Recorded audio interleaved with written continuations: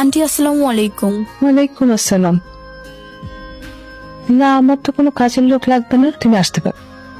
আমি তো কাজের লাগে আহি নাই। তাহলে আমার নাম রাইসা, আমি আপনার বান্ধবী সুরাইয়ার মেয়ে। তো মা কেমন আছে? ভালো আছে আন্টি। মা তো সব সময় আপনার কথা কয়, আপনার লগে নাকি কত বছর ধরে দেখা হয় না। ছোট্টবেলায়। এই মেয়ে, তুমি সুরাইয়ার মেয়ে, তোমাকে এখানে কে এনেছে? ও একাই এসেছে। এই শোনো, তোমাকে আগেও বলেছি সব পুরনো কথা ভুলে যেতে, সো ভুলে যাও। ভুলবে কি করে? কোটিপতি দেখেছে না, সে তো এখন কোটিপতির বউ হবার স্বপ্ন দেখছে। যা মুখে আসছে তাই বলে যাচ্ছ, মানে তুই তো বাচ্চা মেয়ে।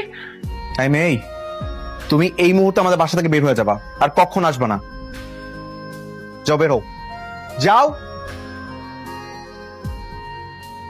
এই যে তুমি এরকম আমাকে দেখেও না দেখার ভান করে চলে যাচ্ছ কেন? কি করবো?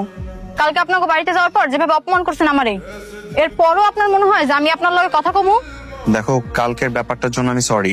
মানুষে কয় না তেলে জলে কখনো মিল খায় না, আপনি তেল আর আমি জল, আপনার লগে আবার আমার কিসের মিল? এই মেয়ে, তুমি আবার আসছো? বাবা, তুমি বারবার কেন সত্যির এড়িয়ে যাওয়ার চেষ্টা করছো? তোমার কি লজ্জা শরম কিচ্ছু নেই? তুমি আমার ছেলের পিছু ছাড়ছো না কেন? এত এত লোক কেন তোমার? বাবা প্লিজ, তুমি ওকে কিছু বলবা না। আমি ওকে এখানে নিয়ে আসছি শুধুমাত্র তোমার কাছ থেকে সত্যিটা জানার জন্য। কি করবে জানে? ওর সঙ্গে সংসার করবে? পারবে তুমি সংসার করতে ওর সঙ্গে? তোমার যে সামাজিক স্ট্যাটাস আর এই বস্তির মেয়ের সামাজিক স্ট্যাটাস কি এক? ওর সঙ্গে কি তোমাকে মানায়?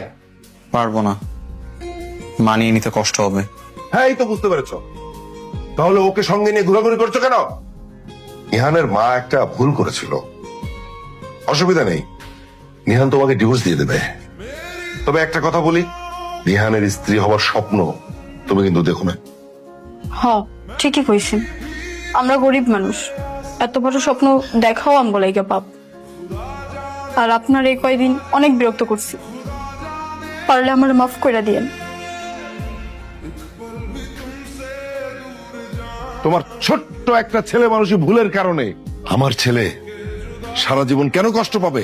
মা, আমি সিদ্ধান্ত নিয়েছি যে আমি ওনাদের সঙ্গে গিয়ে কথা বলবো, যত টাকা লাগে আমি ওনাদেরকে দিব, কিন্তু তারপরেও ওই মেয়ের সাথে কোন রকম কোনো সম্পর্ক আমি রাখবো না।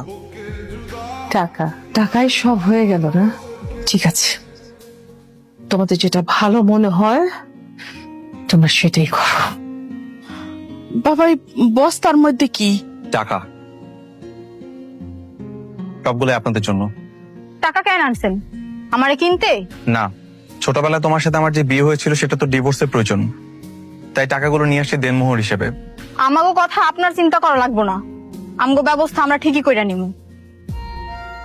হ্যাঁ বাবা, তুমি টাকাগুলা লয়ে যাও, এগুলা আমগো কোনো দরকার নাই। আমরা কারো দয়া নিয়ে বাঁচতে চাই না, আর এই টাকাগুলো আপনার বাবারে গিয়া দেন, তার তো অনেক অহংকার, এগুলো আপনি তারই নিয়েই দিয়েন।